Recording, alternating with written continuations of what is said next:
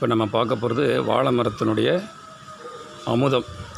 நீங்கள் இது மாதிரி ஒரு வாழை மரம் இருந்ததுன்னா அந்த வாழை மரத்தை நீங்கள் கொலை தள்ளிட்ட பிறகு வாழை மரத்தை வெட்டுவாங்க.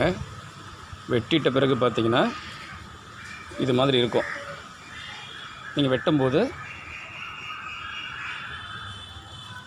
அந்த வாழைத்தண்டில் இப்படி ஓட்டை போட்டு வச்சிட்டிங்கன்னா, ஓட்டை போட்டு இப்படி மூடி வச்சுருங்க.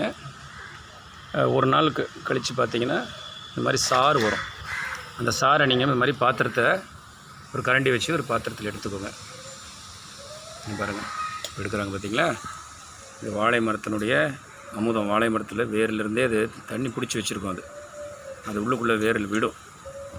இது பாருங்கள், இது ஏற்கனவே ஒன்று வெட்டியிருக்கோம். இதுலேயும் கொஞ்சம் தண்ணி இருக்குது,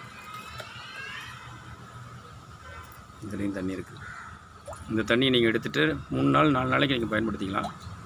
இது வந்து சிறுநீரக கல்லை முழுமையாக எடுத்துடும். இது ஒரு அமுதம் போல் தான் இருக்கும். இது வாழை தண்டு சாறு போல் இருக்காது.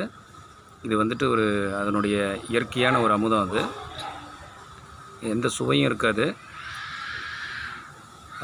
ஆனால் அது நீங்கள் ஒரு 3 நாள் 4 நாள் தொடர்ந்து குடிச்சிங்கன்னா உங்களுடைய சிறுநீரக கல்லில் இருக்கக்கூடிய அடைப்புகள், அதுக்குள்ளே இருக்கக்கூடிய கற்களை எல்லாத்தையும் வெளியேற்றிடும். அந்தளவுக்கு ஒரு சக்தி பெற்றது. உங்கள் வீட்டில் நீங்கள் இதை வந்து முயற்சி செய்து பாருங்கள். உங்கள் வீட்டில் வாழை மரம் இருந்ததுன்னா இது போன்ற முயற்சி செய்து பாருங்கள். அவசியம் அந்த நீரை நீங்கள் குடிக்கணும். நன்றி.